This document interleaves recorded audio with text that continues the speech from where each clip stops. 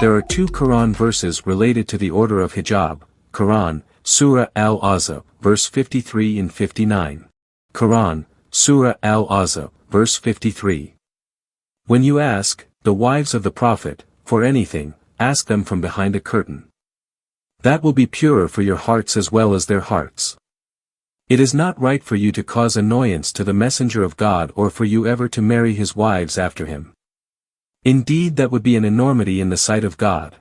Quran, Surah Al-Ahzab, verse 59.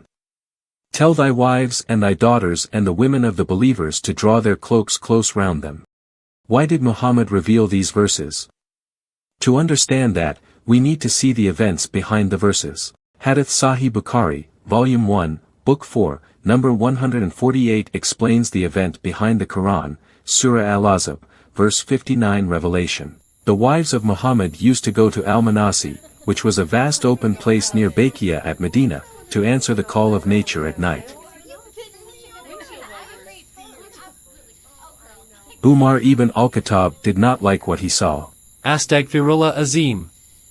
What an embarrassing view. He decided to complain about this to Muhammad. O Rasul Allah, let your wives be veiled so nobody could see their bodies when they are defecating.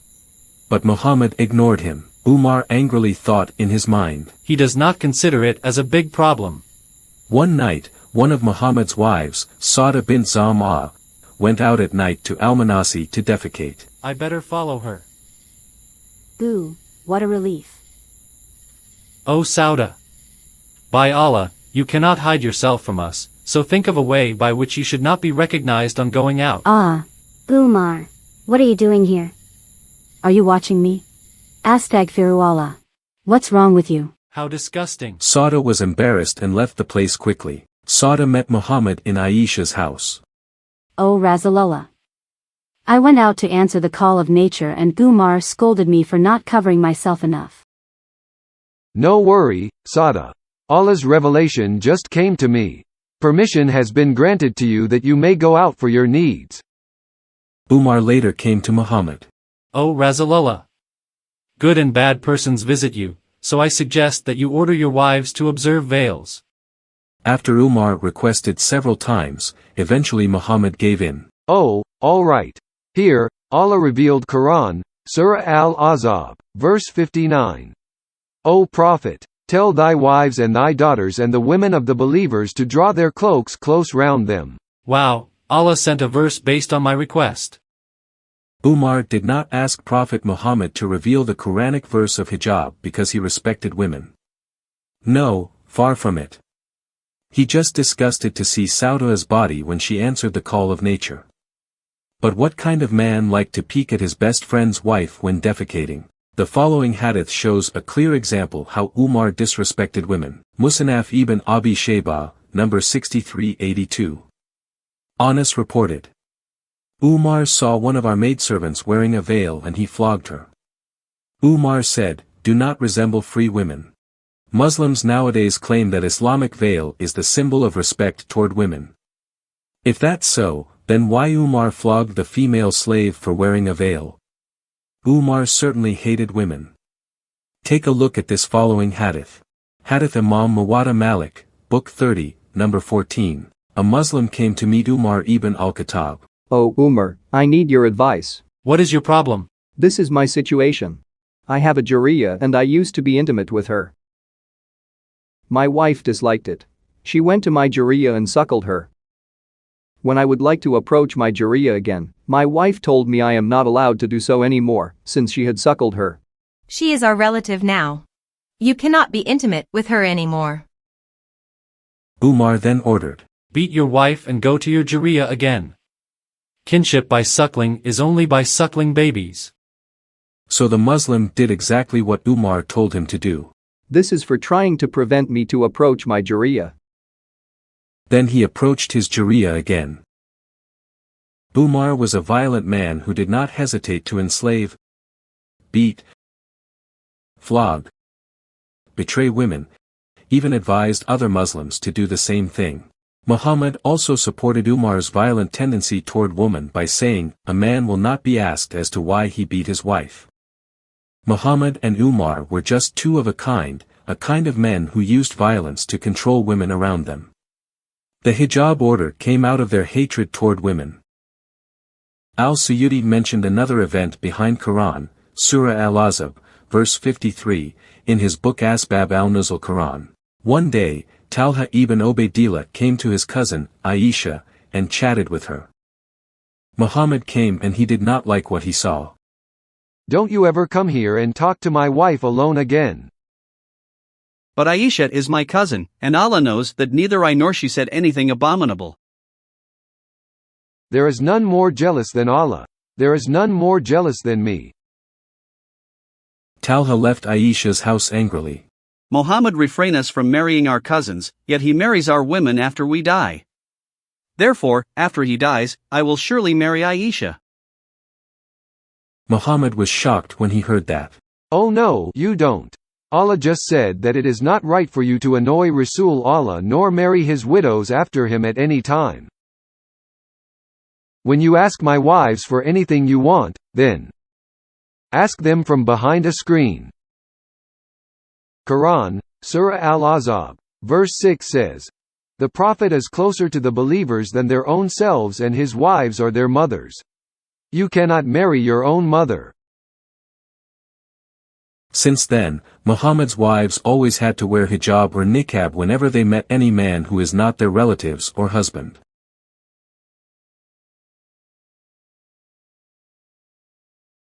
Tafsir Quran Tabari in Ibn Kathir, Surah Al-Ahzab, verse 59, mention another story behind the hijab order. In Medina, the wives of the Prophet sometimes had to go out at night to answer the call of nature. Their houses had no restroom, so they would go to an open field, named Al-Manasi, to defecate or to urinate.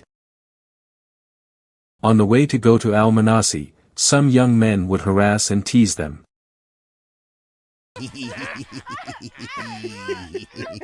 When they reported that harassment to the Prophet, he did not to do anything toward the rowdy young men. Instead, he ordered his wives to wear hijab that covered all parts of their bodies, including the eyes. Oh, Allah just sent an order for you all. Quran, Surah Al-Ahzab, verse 59. O Prophet, ask your wives, daughters, and believing women to draw their cloaks over their bodies. In this way, it is more likely they will be recognized as virtuous and not be harassed. And Allah is all-forgiving, most merciful.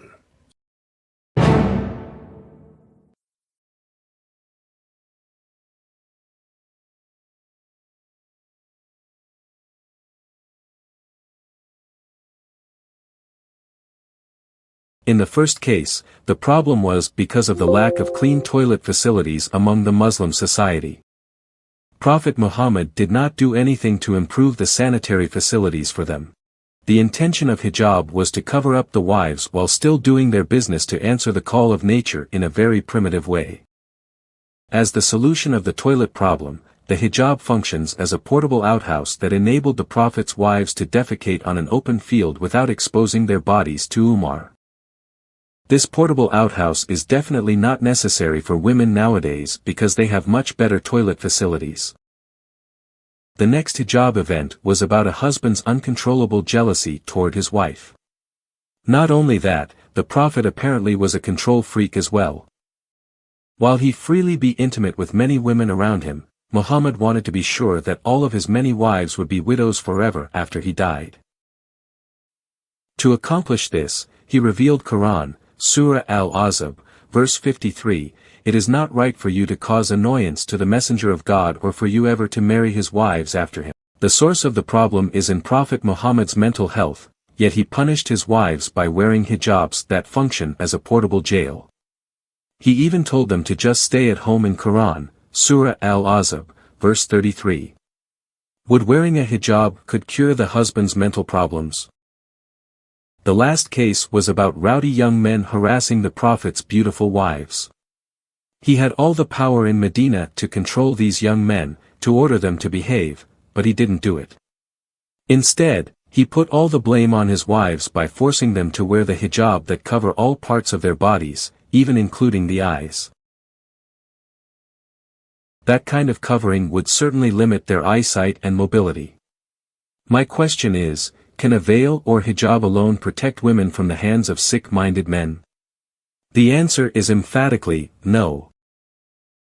Conversely, the responsibility and desire of the hearts of men should be to protect the chastity of a woman. Women are more safe if the men are educated and taught to respect women. Only in this type of environment can women thrive. For instance, Khadija, the first wife of Muhammad. Would Khadija be able to work productively as the boss of her trade and transportation company if she had to face so many limitations that Muhammad put on the women in Medina?